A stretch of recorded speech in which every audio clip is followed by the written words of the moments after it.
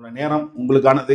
இது மட்டும் யோசிங்க. அதாவது நம்மளால மற்றவங்களை வந்து ஒரு சாட்டிஸ்ஃபைடான ஒரு மற்ற எல்லாரையுமே வந்து நம்ம எதுவுமே சொல்லிடக்கூடாது, நம்ம கரெக்டாகவே இருக்கணும்னு யாரையும் எதையும் நினைச்சு உங்க டைமை வேஸ்ட் பண்ணாதீங்க. சரிங்களா? ஏன் அப்படின்னா ஒரு ஒரு உண்மை என்னன்னா, யாரும் இது சரியா புரியலனா கூட இதான் உண்மை. யாருமே வந்து வறுமையில இருக்கணும்னு விருப்பப்பட மாட்டாங்க. அதே மாதிரி தான் பணக்காரனாக இருக்கக்கூடாதுன்னு யாரும் விருப்பப்பட மாட்டாங்க.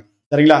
அப்ப வறுமையிலிருந்து ஒருத்தவங்க ரொம்ப கஷ்டப்பட்டு ஒரு இடத்தை நோக்கி படிச்சு ஒரு வேலைக்கு போய் இல்ல ஏதோ ஒரு பிசினஸ் பண்ணியோ நீங்க ஏதோ ஒன்று பண்ணி படிச்சு நேர்மையான முறையில நல்ல முறையில நீங்க முன்னேறி ஒரு இடத்துக்கு போயிட்டீங்கன்னா கூட சில பேர் பார்க்கும்போது என்ன சொல்லுவாங்க, அவனுக்கு என்னப்பா அவன் போயிட்டாங்க பணம் இருக்குன்னு சொல்லுவாங்க தான் செய்வாங்க.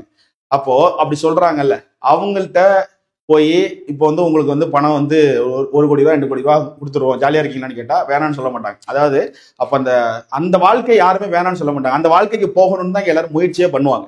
அதாவது பணம் அப்படின்னா பணக்காரன் அப்படின்னா பெரிய கோடீஸ்வரலாம் கிடையாது. ஒரு கடன் இல்லாத ஒரு வாழ்க்கை, கடன் இருக்கக்கூடாது.